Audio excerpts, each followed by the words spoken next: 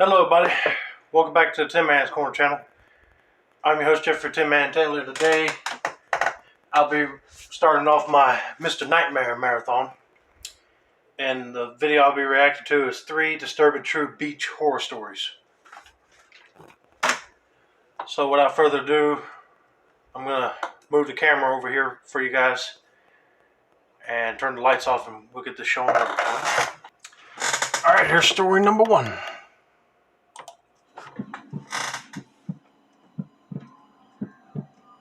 Until I was about 25, I lived in a beach town. My specific neighborhood was about a 20-minute walk from the beach. Okay. I'd say about 80% of my personality was beach-related. I'd been surfing longer than I'd been able to speak, and it would be an anomaly for me to shake out a pair of shoes and not have some amount of sand fall out. My 2 best friends, let's call them Armand and Chuck, were extroverted, outgoing, and charismatic. We were all 18 and very much obsessed with girls. It was a Saturday night in late May, just a few weeks before school let out. Senioritis had long since set in, and at this point, my friends and I regularly pushed the limits of how much we could get away with without getting in trouble. Okay. We already had our coveted college acceptances, so we didn't really care much about high school anymore. Armand and I had plans to meet up with 2 girls from our high school that we'd been getting along with really well at school. The plan was to pick the 2 of them up in the evening and enjoy a cool, breezy night on the beach. Sounds fun. We had blankets and a few bottles of wine, the perfect combinations for stargazing on the beach. I don't condone drinking and driving to any capacity, but I was just a stupid kid. I arrived at Sophia's house just after 9. Well, I am glad that you admitted that you were stupid and like drinking and driving, but I wouldn't recommend it either. It's dangerous. Fran sort of walk danced to the car. It was clear that they had a little something to drink beforehand. Armand and I exchanged some excited grins. It was going to be a fun night. I took a scenic route to a scenic beach. It was about a 30-minute drive. The whole time, the 4 of us were having a great time in the car, cracking jokes and talking about some mutual friends. At one point, Fran and I were having a very deep philosophical conversation about the nature of time and death and such. We were all very much enjoying each other's company. Okay. The specific beach I had chosen had a dirt path that you could drive a car up. From there was a more narrow sand path that we would walk. The path was actually pretty steep, but I had picked it because we were less likely to encounter any other people at such a secluded spot. Furthermore, this beach was further away from the main boardwalk, so the sky would be clearer for stargazing. I thought of everything. I parked my car as far up the dirt road as possible, and the 4 of us hopped out. Armand and I carried the blankets and wine. I'll fast forward through the boring stuff. After a few hours and an empty bottle, Armand and I found ourselves separating. He and Fran walked up the beach, and Sophia and I walked in the opposite direction. After being separated by a decent amount of distance and darkness, I threw my blanket down, and we drunkenly fell asleep on top of it. Before anything happened, Sophia tensed up. At first, I thought it was something that I had done, but then she whispered something. "Do you hear that?" Hear what? I focused my attention and strained my ears, trying to hear something other than the gentle crashing of ocean waves. I assumed she was just drunk, but then, to my surprise, I did hear something. It sounded almost like a whirring, like the sound a small engine would make. The sound seemed to be moving around. I couldn't pin down where it was even coming from. Oh, don't tell me a drone. Then it seemed to fade away into nothingness. "It's nothing," I assured her, eager to resume what we had been doing. And that's what we did. Soon after, I fished my shirt from the sand and shook it out before throwing it over my head. Just then, Sophia, who was still lying on the blanket, shrieked. I whipped around to look at her and saw she was pointing up at something. What? I looked up, but couldn't see anything besides the blackness of the sky. I sat down next to her to get a better angle, and I was horrified. From her point of view, the moon was perfectly aligned with what appeared to be a drone floating directly I figured it had to overhead. be a drone. It hovered a little while longer before zipping up into the dark sky and disappearing out of sight. It all made sense. That noise that we had heard before was 100% the drone. I got angry at myself for not realizing at the time. I then got sick at the thought of being watched that entire time. I would be too. I glanced over at Sophia and could tell she had the same exact feeling. She put her head in her hands and started crying. I consoled her as best I could before suggesting we walk back to the car. The 2 of us made it to the car to find Armand and Fran already there. I quickly explained the situation. The two of them were dumbfounded, and I could feel the joy in the air literally being sucked out. I began driving in silence in the direction of Sophia's house, eventually trying to lighten the mood with some conversation. Right. It didn't work, though. The girls agreed that they didn't feel safe going home just yet. It was a Saturday night, so I didn't mind staying out late. I probably wouldn't either. I asked if we could hang out at either of their houses. They both shook their heads, saying their parents wouldn't allow it. My house was off the table for the same reason, as was Armand's. I decided to ask Armand to call up Chuck, which he did. Chuck's house was massive, and his parents were super chill. It was honestly the perfect spot. To our delight, Chuck was free. I pulled into Chuck's driveway and parked the car. Armand and the two girls began making their way towards Chuck's front door, and I told them I'd catch up to them in a second. I needed a second to think about everything that had just happened. I was more shaken up than I was letting on, so I leaned my forehead against the steering wheel and closed my eyes in an attempt to calm down a bit. Honestly, those few seconds with my eyes closed really helped. Instinctively, I pulled out my phone, which I hadn't even touched since the incident. The screen lit up, and I stared at the single notification that sat on the display. I had to blink a few times to make sure I wasn't imagining it. My entire body froze as I stared in horror at the lone notification.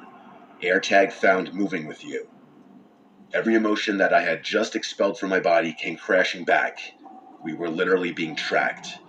I snapped out of my paralysis and jumped out of the car, examining every inch of the vehicle. Nothing on the front bumper, nothing in the grille, and nothing on the back. I started getting desperate.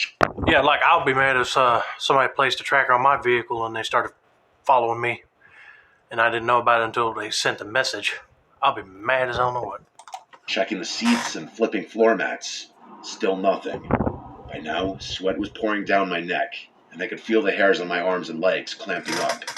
I got on my hands and knees and began examining the underside of my car. I got to the tire on the driver's side and began feeling around the tire well. And there it was. It was literally taped to the underside of the well. Impossible to find if you didn't know what you were looking for. I held the tag in my hand for a few seconds before throwing it to the ground and smashing it to pieces. There you go. Whoever had watched us on the beach with that drone knew where we were. I didn't feel safe in Chuck's driveway all alone. I picked up one of the broken AirTag pieces and ran over to Chuck's front door. I told everyone what I had discovered, showing them the AirTag pieces to prove it. They were even more horrified than I was, especially the girls.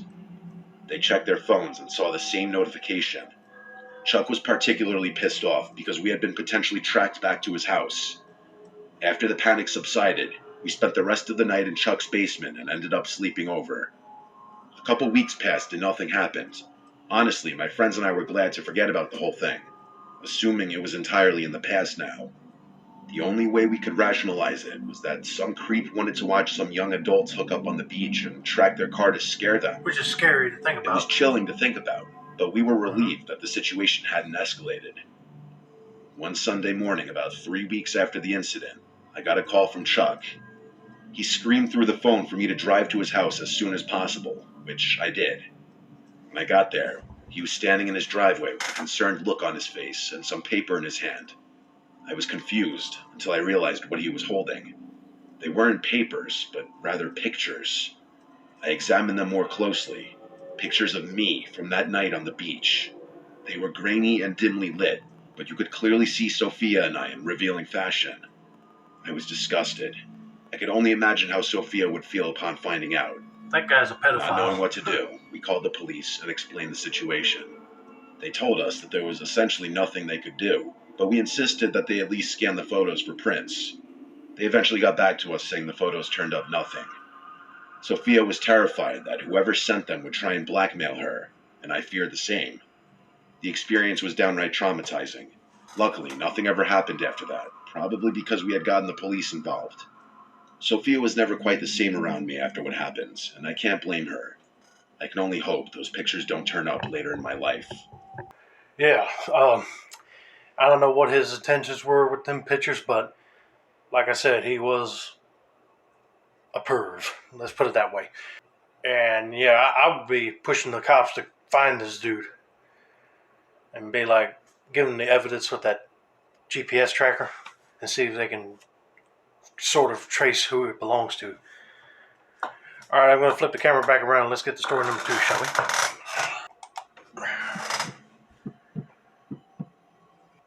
My best friend Ricardo and I were 19. At the risk of sounding pretentious, the two of us come from well-off North Jersey families and get to enjoy our summers down the Jersey Shore.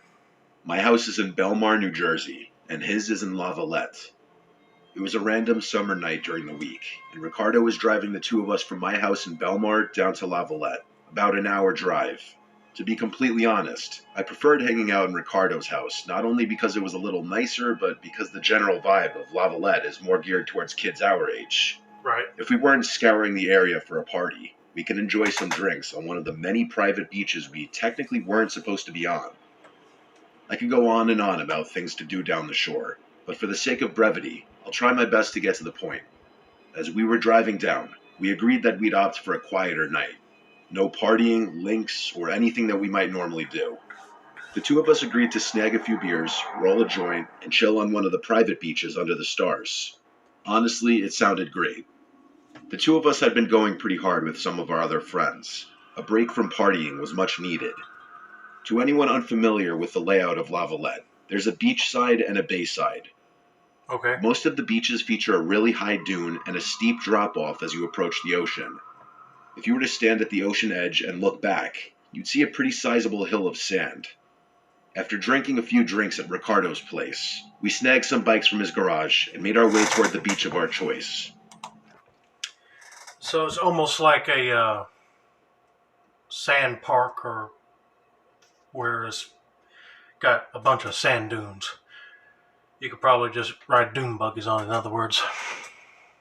For whatever reason, Ricardo insisted on journeying further than I'd ever been, which I didn't quite understand since all the beaches were basically the same. Right. I really didn't mind a longer bike ride though, so I just went with it. Eventually, Ricardo decided on a desolate-looking beach at the end of the road with no cars parked on it. Every house on the street had its lights off. I actually preferred this. This was back when weed was illegal in New Jersey, and we weren't too keen on getting caught. Plus, we did have some drinks with us despite the fact that we were only 19. We hid our bikes under some shrubs. Then we made our way toward the beach.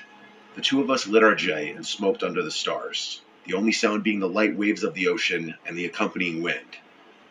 The beach stretched on endlessly in both directions, and the sand felt cool underneath our feet. The two of us got progressively drunker while we filled the air with laughter and conversation. Eventually, we just laid back in the sand, watching. And also, they said lit their J. I'm not surprised they didn't say, and smoke dope. The sky full of stars in hopes of witnessing a shooting star. That's when we heard it. I heard it first. It was almost undetectable. The sound was like a metallic buzzing, sort of like the sound you'd hear in a massive gymnasium with large overhead lights. Is a generator? I really can't describe the sound any better. It was a faint metallic buzz that couldn't possibly be anything caused by the beach. I sat up and stared at Ricardo, and I could tell the moment he started to hear it too. The two of us whipped our heads in every direction, looking into the darkness for the source of the drone. Right. Strangely, it was difficult to pin down exactly where the sound was coming from. It was just too faint to tell.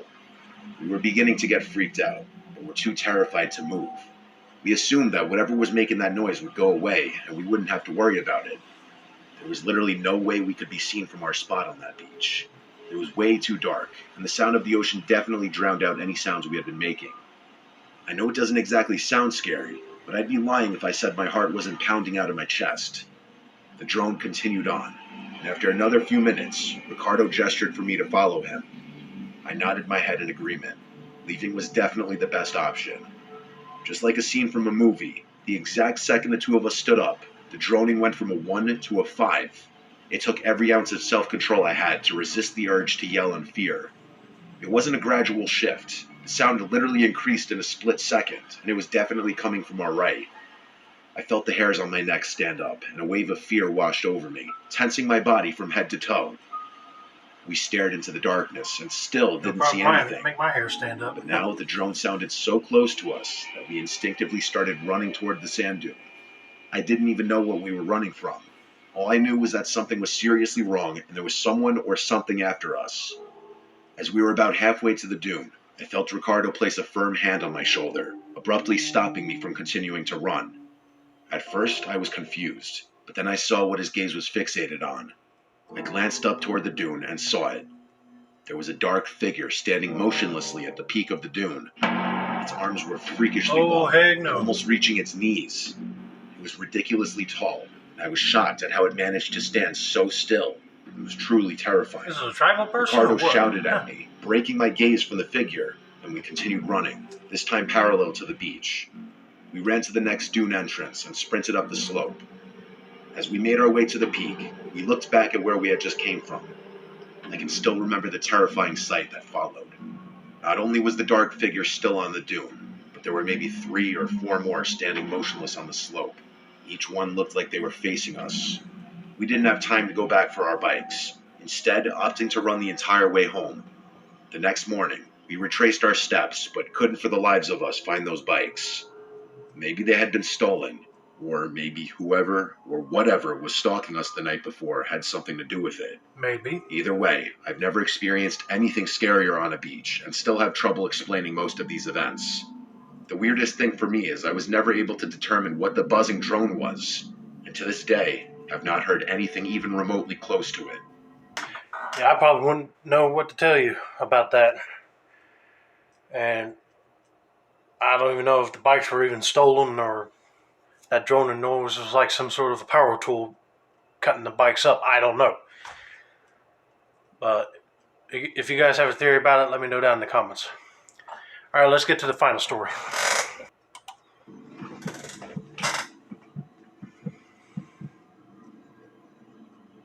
Beaches have always terrified me. Well, not always. My fear is a direct result of what I'm about to tell you. Oh boy. As a kid, I used to love the shore. I remember spending many summers in eager anticipation of the weekend when my family and I would hang out at our beach house. Or, if I was lucky, they'd let me spend it at my friend Charles' beach house, which was even more fun. I was 16, and this was one of those special summer weekends. Me, Charles, and our third friend Riley were going to spend a few unsupervised days at Charles' beach house in LBI. Riley was a year older than Charles and I, and had recently gotten his license, so we'd be driving down in his car. The drive down was fantastic.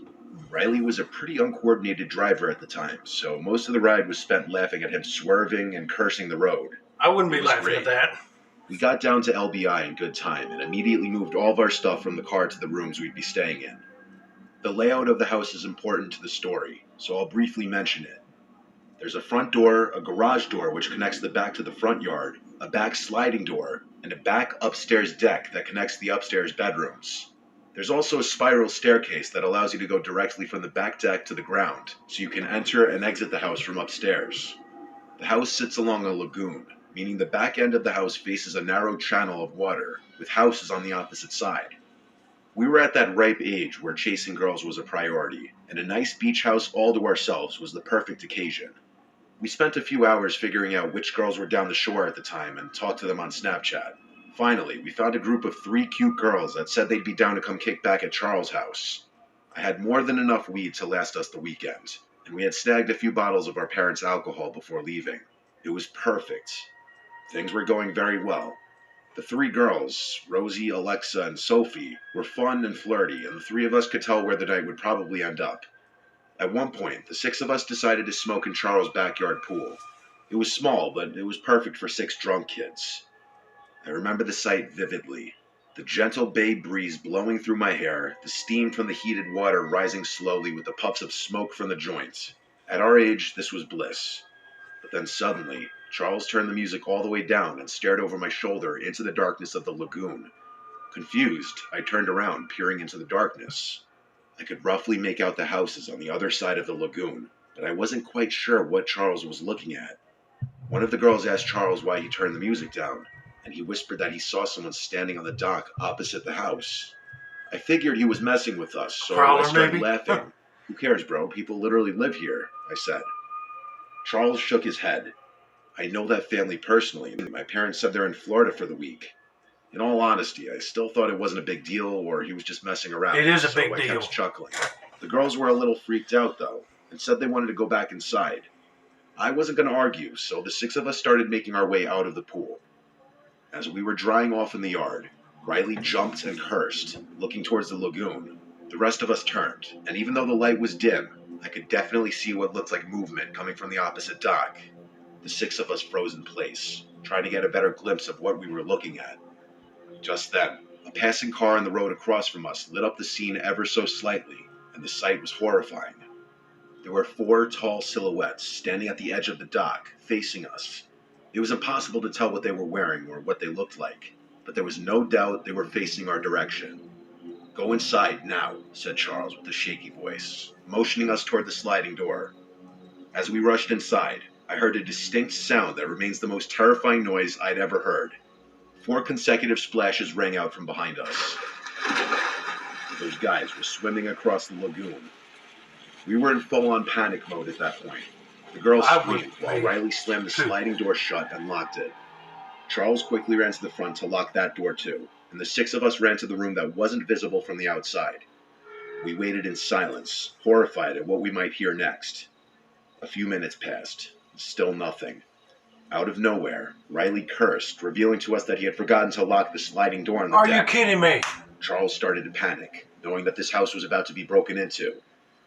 Just then, we heard soft, quieted footsteps above us, and that was the last straw.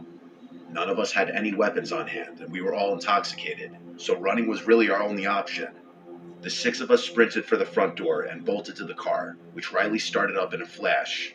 The chaos of it all was too much for Riley to handle, and he destroyed Charles' mailbox on the way out of the driveway. Once we were far enough away, we called the police. The ordeal was a nightmare. We went back to the house once police had searched it, but the news was shattering. All of the valuables on the top floor were missing, but that wasn't the worst part. Charles' family owned a medium-sized Boston whaler boat, which was also stolen, most likely as the getaway vehicle. Charles' father tended to keep a spare set of keys inside a small hatch below the steering wheel, which the police concluded was how the culprits got away so quickly. How they knew where the key was hidden is something I still wonder. The police were never able to arrest the perpetrators, and likely never will. What? Charles, Riley, and I think whoever robbed the house might have been someone who knew Charles' family, and they knew where the key was, and the house was supposed to be vacant that weekend as well. It's been a long time since this chilling event took place, but I haven't let one day pass without locking every door and window in my home. Do yourself a favor and lock your doors at night. Oh, believe me, I will be locking my doors, but it is so stupid that they had to be high and drunk when this was about to occur, which of course I know they did not know. And also, you did not even close the sliding door. Oh, lordy. That's going to be it for now. Don't forget to like, subscribe, turn on post notifications for more Mr. Nightmare content like this. This has been another successful installment of the Tin Man's Corner channel. I'm your host, Jeffrey Tin Man Taylor. I say that's a wrap, and have a nice day, buddy.